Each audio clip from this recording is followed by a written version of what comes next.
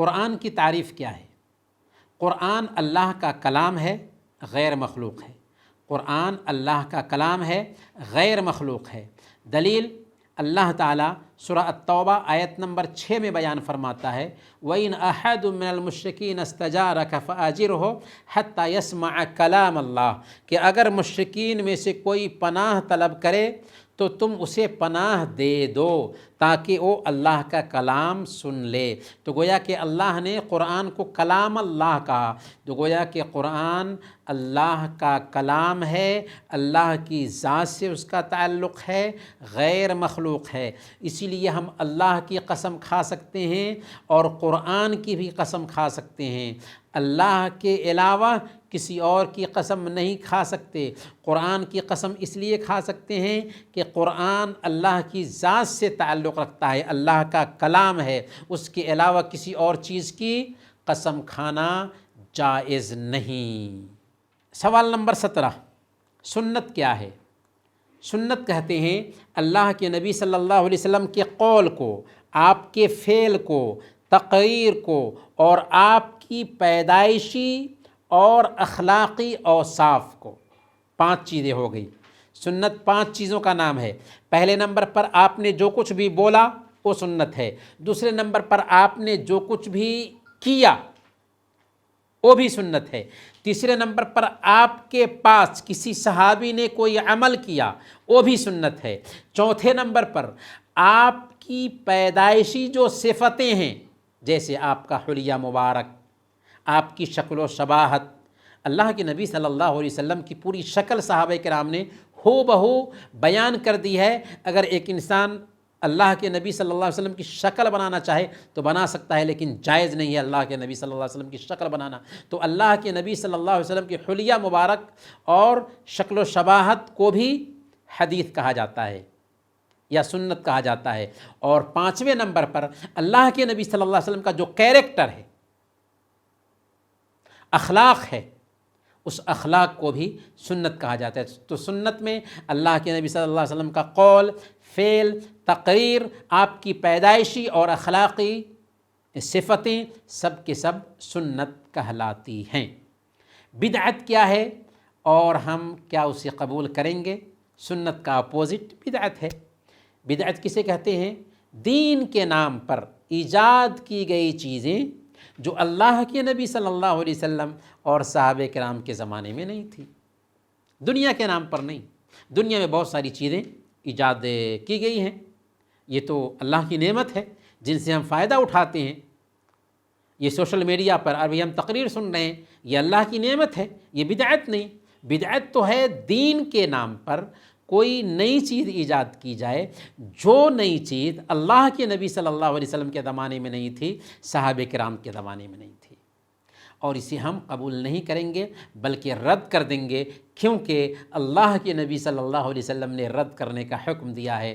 صحیح مسلم کی روایت ہے، اللہ کے نبی صلی اللہ علیہ وسلم نے بیان فرمایا کل بدعت ضلالہ، کل بدعت ضلالہ، ہر بدعت گمراہی ہے۔ اس لیے یہ بات کہنا کہ بدعت حسنہ بھی دین میں ہے بکواس ہے۔ اللہ کے نبی نے کہا ہر بدعت گمراہی ہے، بدعت حسنہ نام کی کوئی چیز نہیں، جو بھی بدعت ہے وہ گمراہی ہے۔ بدعت کی مثال کیا ہے؟ جیسے عبادت میں زیادتی کرنا، وضو میں 3 سے زیادہ مرتبہ ہم عضو کو نہیں دھل سکتے، 3 سے زیادہ مرتبہ دھلنا یہ بدعت ہے۔ وضو میں گردن کا مسح کرنا یہ بھی بدعت ہے۔ اللہ کے نبی صلی اللہ علیہ وسلم کا برتھ ڈے منانا بدعت ہے۔ 27 رجب کو اسراء اور معراج کے نام پر منانا بدعت ہے۔ 15 شعبان کی رات میں قیام کرنا بدعت ہے۔ یہ ساری کی ساری چیزیں بدعت ہیں، کیونکہ اللہ کے نبی صلی اللہ علیہ وسلم کے زمانے میں ایسا نہیں ہوا۔ سوال نمبر 19، الولا البرا کا عقیدہ کیا ہے؟ ولا کیا ہے، برا کیا ہے؟ ولا کہتے ہیں ایمان والوں سے دوستی رکھنا، برا کہتے ہیں مشرکین سے برات کا اظہار کرنا۔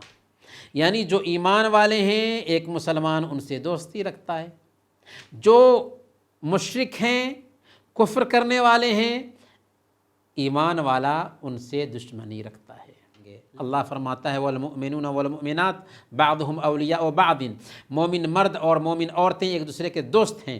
مداہنت کیا ہے کہ دین کو گنوا کر کے دنیا بنانا، جو غلط ہے، لیکن مدارات کیا ہے کہ ہم اپنے دین کی حفاظت کرتے ہوئے غیر مسلموں کے ساتھ اچھا سلوک کریں، ان کے ساتھ نیکی کا برتاؤ کریں، ان کو ان کا حق دیں اور ان سے تعلق بنائیں۔ جب تک کہ ہم ان سے تعلق نہیں بنائیں گے تب تک کہ وہ ہمارے بارے میں اچھا خیال کیسے رکھیں گے؟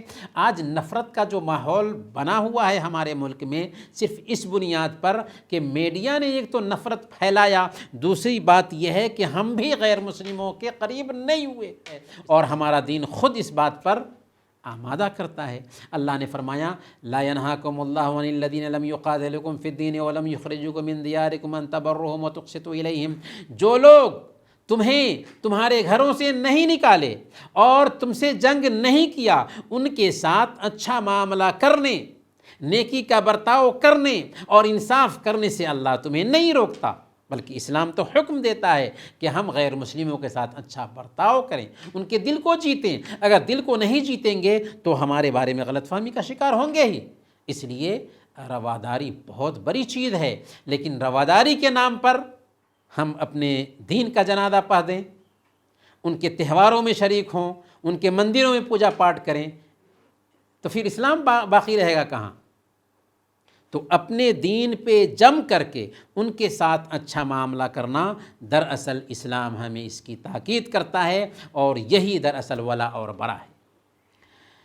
سوال نمبر 20، کیا اسلام کے علاوہ اور کوئی دین اللہ قبول فرمائے گا؟ نہیں، اللہ اسلام کے علاوہ اور کوئی دین قبول نہیں فرمائے گا۔ کیوں؟ اللہ تعالیٰ سورہ آل عمران آیت نمبر 85 میں بیان فرماتا ہے وَمَن يَبْتَغِ غَيْرَ الْإِسْلَامِ دِينًا فَلَن يُقْبَلَ مِنْهُ وَهُوَ فِي الْآخِرَةِ مِنَ الْخَاسِرِينَ، جو کوئی اسلام کے علاوہ کسی اور دین کی کھوج کرے گا وہ اس سے قبول نہیں کیا جائے گا، اور وہ آخرت میں گھاٹا اٹھانے والوں میں سے ہوگا۔ اور صحیح مسلم کی روایت کے مطابق اللہ کے نبی صلی اللہ علیہ وسلم نے کلیئر انداز میں کہہ دیا کہ جو کوئی اس امت کا، چاہے وہ یہودی ہو یا عیسائی ہو، میرے پیغام کے بارے میں سنتا ہے اور مجھ پر ایمان لائے بغیر مر جاتا ہے، وہ جہنم میں جائے گا۔ سوال نمبر 21، کفر قول، عمل اور عقیدہ تینوں سے ہوتا ہے کیا؟ جی ہاں، کفر قول سے بھی ہوتا ہے، کفر عمل سے بھی ہوتا ہے، کفر عقیدہ سے بھی ہوتا ہے۔ قول سے کفر کیسے ہوتا ہے؟ جیسے کوئی اللہ اور اس کے رسول کو برا بھلا کہے۔ عمل سے کفر کیسے ہوتا ہے؟ جیسے کوئی آدمی مصحف کی اہانت کرے یا اللہ کے علاوہ کسی اور کو سجدہ کرے تو عمل کیا، یہ بھی کفر ہے۔ عقیدہ سے کفر کیسے ہوتا ہے؟ یعنی اس بات کا کوئی عقیدہ رکھے کہ اللہ کے علاوہ بھی کوئی دوسرا عبادت کا حق رکھتا ہے، صرف عقیدہ رکھا تو کفر لازم آیا۔ یا اللہ کے علاوہ کوئی دوسرا بھی ہے جو پیدا کرنے والا ہے، کائنات کو چلا رہا ہے، اگر کوئی آدمی ایسا سوچتا ہے تو یہ عقیدہ ہے، اس کی وجہ سے بھی کفر لازم آئے گا۔ تو عقیدہ کی وجہ سے بھی کفر لازم آتا ہے، عمل کی وجہ سے بھی کفر لازم آتا ہے، اور بولنے کی وجہ سے بھی کفر لازم آتا ہے۔ نفاق کیا ہے اور اس کی قسمیں کتنی ہیں؟ نفاق کی دو قسمیں ہیں، نفاق اکبر اور نفاق اصغر۔ نفاق اکبر کیا ہے؟ یعنی دل میں کفر کو چھپائے رکھنا اور اسلام کا اظہار کرنا۔ نفاق جو ہے ایک آدمی کو اسلام سے نکال دیتا ہے، اور یہ کفر اکبر ہے، کفر اکبر ہے۔ اللہ نے فرمایا سورہ النساء آیت نمبر 145 ان المنافقین فی الدرک الاسفل من النار، کہ منافقین جہنم کے سب سے نچلے حصہ میں ہوں گے، منافقین جہنم کے سب سے نیچے کے طبقہ میں جائیں گے۔ نفاق اصغر کیا ہے؟